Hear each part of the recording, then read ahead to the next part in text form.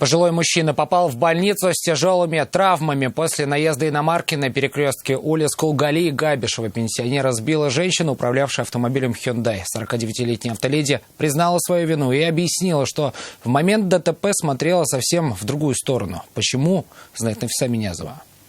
Куча заболеваний своих.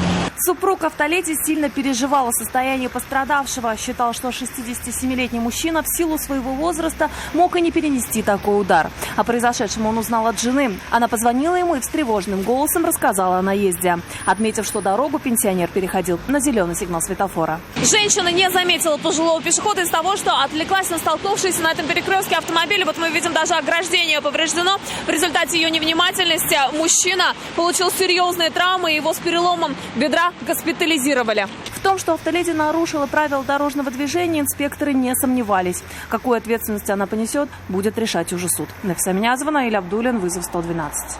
Мы делаем вам вызов. Смотрите одну из самых рейтинговых программ о происшествиях в Татарстане на нашем сайте tnv.ru.